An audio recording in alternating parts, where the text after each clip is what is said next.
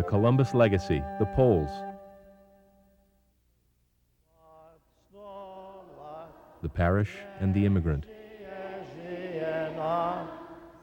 Between 1870 and 1920, more Poles came to Pennsylvania than to any other state. Along with other Slavs, they and their descendants make up the largest ethnic bloc in Pennsylvania today, about 1/4 of its population. Attracted primarily by coal and steel, the state's two largest industries, they settled in western and northeastern Pennsylvania.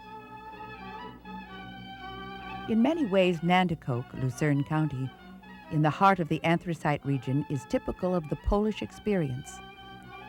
Nanticoke's first Poles, 5 families, arrived in 1869 to work for the newly opened Susquehanna Coal Company. During the next 50 years, hundreds of thousands more were to come to Pennsylvania. By 1915, more than half of all the state's coal miners and steel workers were Poles and their American-born sons. Nanticoke's first Polish miners were leaving a country which no longer existed. In 1795, Russia, Prussia, and Austria partitioned Poland for the third and final time, and each took a chunk for itself. Prussia and Russia were especially determined to wipe out all things Polish, and that meant in particular the Roman Catholic religion and the language. But when they attacked the church, they encountered a very difficult foe.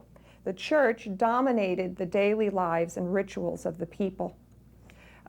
So much so that the response of the people as a nation was to form underground networks and institutions which then worked to preserve the language, the culture, and the religion.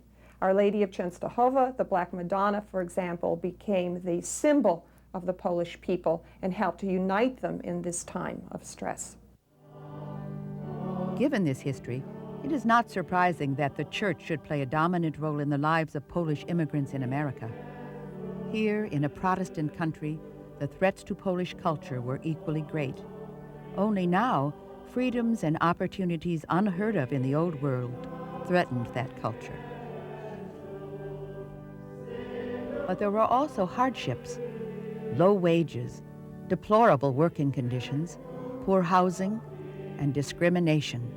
Many Americans, themselves the children of earlier waves of Irish, Welsh, and German immigrants, often misunderstood the Poles' extraordinary frugality, diligence, and loyalty to their church.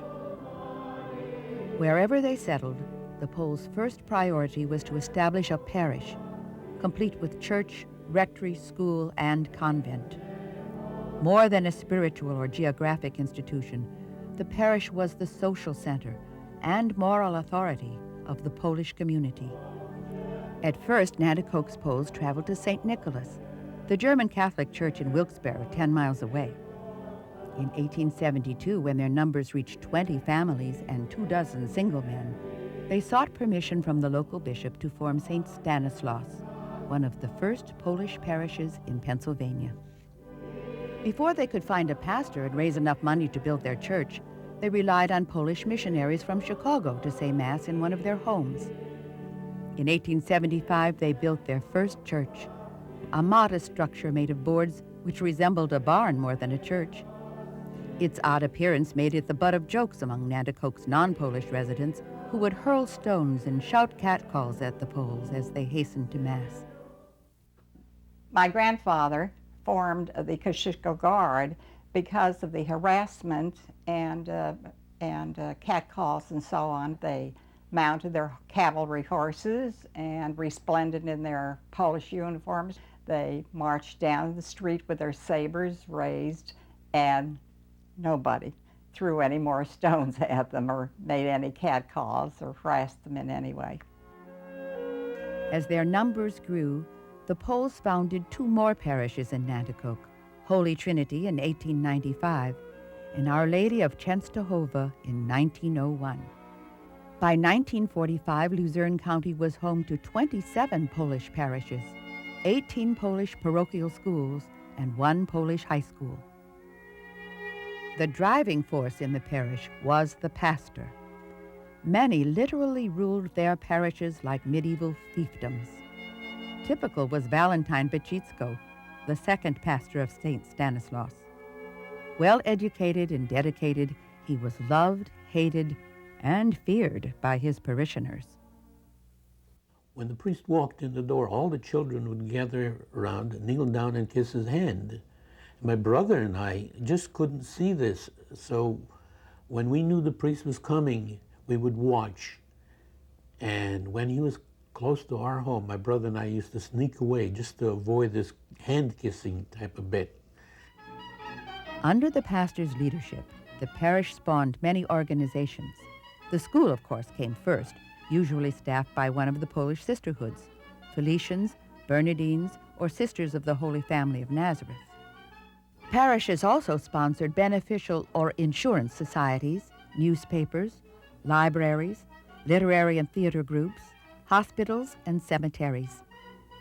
In Nanticoke, the legendary Father Pachitsko founded an orphanage to care for Polish children left homeless by the Great Flu epidemic of 1916. Because he carried such authority, the pastor was always called on to solve the people's problems. Wives came complaining about their husbands, that they weren't bringing their paychecks home, they're living in a tavern. And of course, the pastor went, got the paychecks from the boss, and gave them to the wives. Polish parishes were usually under the authority of an Irish Catholic hierarchy.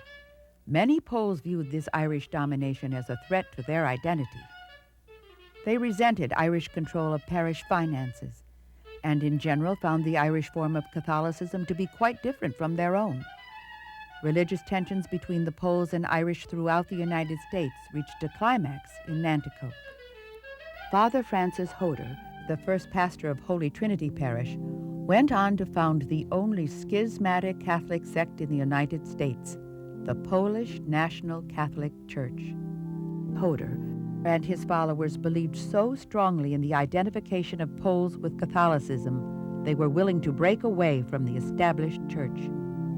Some of his followers established Holy Name of Jesus Parish in Nanticoke, as well as dozens of others throughout the United States.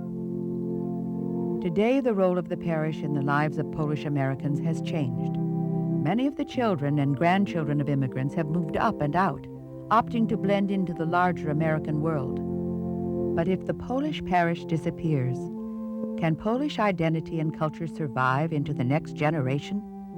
For dedicated pastors like Father Tuwachko, this is a real concern. Culture makes life worth living. Without culture, what is there? And God is not one culture nor one language. He's many cultures and many languages. The more cultures and languages you know, you come closer to God.